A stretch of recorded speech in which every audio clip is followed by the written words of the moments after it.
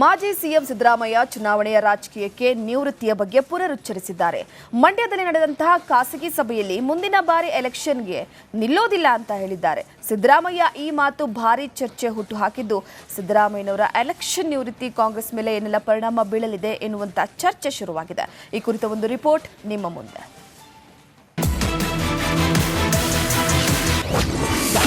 ಚುನಾವಣೆ ರಾಜಕೀಯಕ್ಕೆ ಸಿದ್ದರಾಮಯ್ಯ ವಿದಾಯ.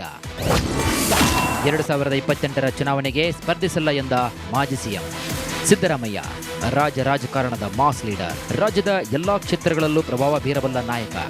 2 ಬಾರಿ ಸಿಎಂ ಆಗಿದ್ದ ಸಿದ್ದರಾಮಯ್ಯ ತಮ್ಮ ಜನಪರ ಯೋಜನೆಗಳ ಮೂಲಕವೇ ರಾಜ್ಯಾದ್ಯಂತ ಅಪಾರ ಜನಬೆಂಬಲವನ್ನು ಗಳಿಸಿದ್ದಾರೆ.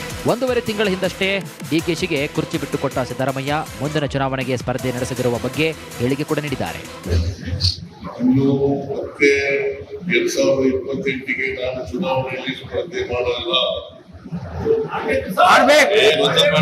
2023ರ ಚುನಾವಣೆ ವೇಳೆಯೇ ಇದು ನನ್ನ ಕೊನೆಯ ಚುನಾವಣೆ ಅಂತ ಸಿದ್ದರಾಮಯ್ಯ ಹೇಳಿದರು.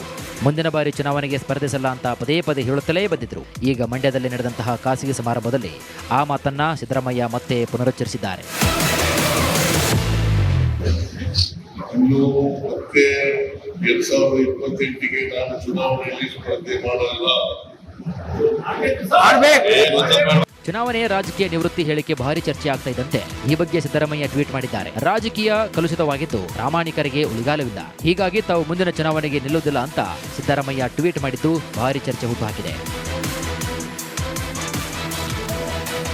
ಎಲೆಕ್ಷನ್ ರಾಜಕಾರಣಕ್ಕೆ ನಿವೃತ್ತಿ ಎಂದಿರುವಂತಹ ಸಿದ್ದರಾಮಯ್ಯ ಸಕ್ರಿಯ ರಾಜಕಾರಣದಲ್ಲಿ ಇದ್ದು ಜನರ ಸಮಸ್ಯೆಗಳಿಗೆ ಧ್ವನಿಯಾಗ್ತೇನೆ ಎಂದಿದ್ದಾರೆ. ಆದರೆ ಮುಂದಿನ ಚುನಾವಣೆಗೆ ಸಿದ್ದರಾಮಯ್ಯ ಸ್ಪರ್ಧಿಸಲ್ಲ ಎಂಬ ವಿಚಾರ ಕಾಂಗ್ರೆಸ್ನಲ್ಲಿ ಕಂಪನ ಎಬ್ಬಿಸಿದೆ. ಕಾಂಗ್ರೆಸ್ ಮೇಲೆ ಯಾವೆಲ್ಲ ಪರಿಣಾಮ ಬೀಳಲಿದೆ ಅಂತ ಚರ್ಚೆ ಕೂಡ ಶುರುವಾಗಿದೆ.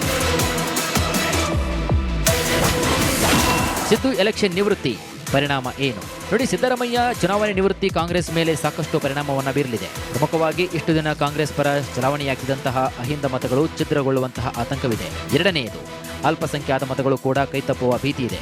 ಇನ್ನು ಸಾಕಷ್ಟು ಕ್ಷೇತ್ರಗಳಲ್ಲಿ ಸಿದ್ದರಾಮಯ್ಯ ಹೋದರೆ ಮಾತ್ರ ಗೆಲುವು ಅನ್ನೋ ಪರಿಸ್ಥಿತಿ ಇದ್ದು ಸಿದ್ದು ಪ್ರಚಾರ ಕಣದಿಂದ ದೂರ ಉಳಿದರೆ ಕಾಂಗ್ರೆಸ್ಗೆ ಭಾರಿ ನಷ್ಟವಾಗಲಿದೆ.